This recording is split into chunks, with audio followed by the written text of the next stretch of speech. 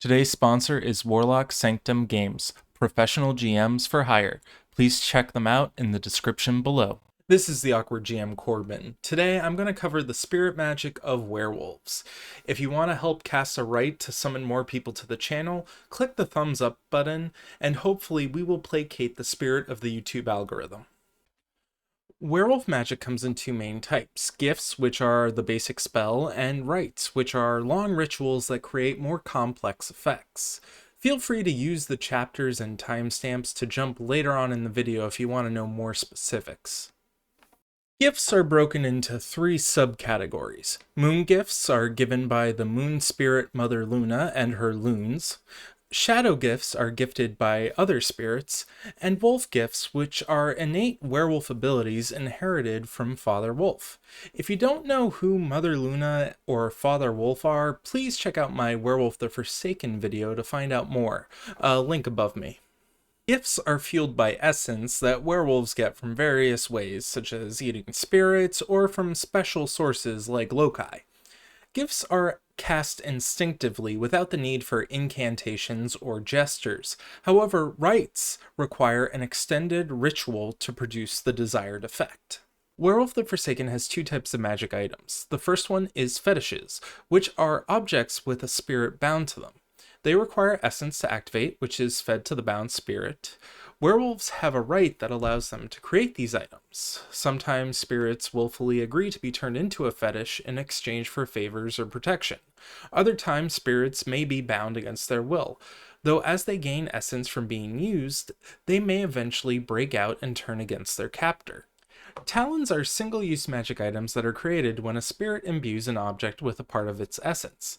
These are often rewards for helping spirits or collected as a tax from spirits within a pack's territory. Making talons does weaken the spirit, so forcing one to make too many may result in damaging your relationship with it. If you'd like to support the channel, please take a look at the links below for Warlock Sanctum Games. They are the sponsor for this video, and their current games are in the description below. Moon gifts are tied to a werewolf's auspice renown. For instance, Rahu's full moon gifts are purchased when they increase their purity renown, whereas Anaraka's new moon gifts are purchased when they increase their cunning renown. Werewolves increase their renown when they accomplish an amazing feat, and a loon brands them with a spiritual tattoo to record the achievement. The brand only appears when in the spirit world, but werewolves may activate these brands to impose a condition on a target based on the renown used. The effect usually gives the target a +2 bonus on a specific roll against the werewolf, but then the werewolf can get an automatic success on the next roll against the target. Shadow gifts are associated with spirits that match the gift the werewolf wishes to learn. For example, a spirit of trees could teach nature gifts, but not gifts of technology. A gift can be bestowed via making deals, trickery, or forcing a spirit to teach you it as part of a sacred hunt. Learning a new wolf gift requires a werewolf to undergo a spiritual development. I'd rule that a character becoming deeply introspective may help unlock additional facets of a wolf gift. This is because wolf gifts are a natural part of being a werewolf as opposed to being a gift given by a spirit. Rites require a werewolf to track down a teacher or written instructions in order to learn. Often the werewolf tribes have rite masters who will teach common rites, but the more powerful ones are often closely guarded secrets which are not often learned so easily. Werewolves start with 2 dots of rites at character creation, and while werewolves and wolf-blooded are the only ones who can use rites, there are spirits of knowledge who can teach these rites, even if they can't use them themselves. When talking about werewolf spells, the term gift is used as a category of spells, with the actual spells being called facets. For instance, in the video game Skyrim, destruction magic is a category, and firebolt is a spell within that category. In Werewolf the Forsaken, Gift of Stealth is a category, and Shadow Pelt is a spell within that category. You need to purchase a gift before you can start using the facets within that gift. But when you unlock a gift, you get a free facet, and in the future you can buy the rest of the facets within that gift at a discount as long as you have the renown that the facet uses. Each facet requires at least 1 dot of a specific renown to be able to be purchased. Gaining access to a gift involves pain and adrenaline. Learning a new moon or shadow gift inflicts one lethal damage to the werewolf as their flesh is torn into by spirits. In some cases, this leaves a permanent scar, but not always, although werewolves have been known to ritually make these scars permanent or to tattoo them as a way of showing off. Learning new wolf gifts is a natural process for werewolves. As such, they are not hurt when they learn new ones. When a werewolf gains a dot of their auspice renown, they automatically gain the next facet of their moon gift. And when a werewolf gains a dot of a non-auspice renown, they gain a free shadow or wolf facet associated with that renown. Rites are easier to pick up. They just cost 1 XP per dot of rating of the rite as long as you have access to a teacher or book to learn from. To reiterate, moon gifts have facets that go from 1 to 5, whereas wolf gifts and shadow gifts have facets that require a specific renown in order to unlock, and you don't have to unlock them in any specific order.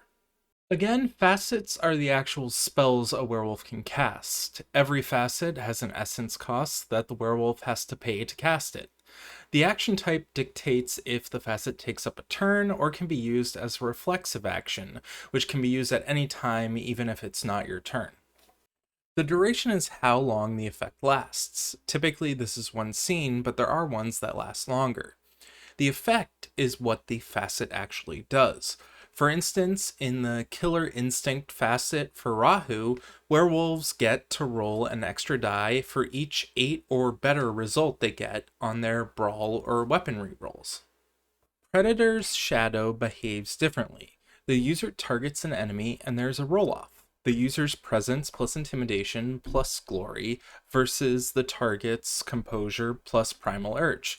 Note that primal urge can be replaced with any supernatural tolerance stat, such as a vampire's blood potency or a demon's cover. If the user gets more dice than a target, they succeed, and you do the success effect. And if they get 5 or more, you do the exceptional success effect. If the result is a failure, the facet doesn't do anything. And if the user fails, they could upgrade the failure to a dramatic failure in order to get more experience points. Rites come in 2 flavors: wolf rites that rely on the spiritual nature of werewolves to cast, and pack rites which rely on the bonds between the packmates. Mechanically, however, they behave the same except that wolf rites can be cast by werewolves, and pack rites can be casted by werewolves or wolf-blooded. Rites behave similarly to Vampire the Requiem's blood sorcery. A single character who knows the rite leads the ritual as an extended action.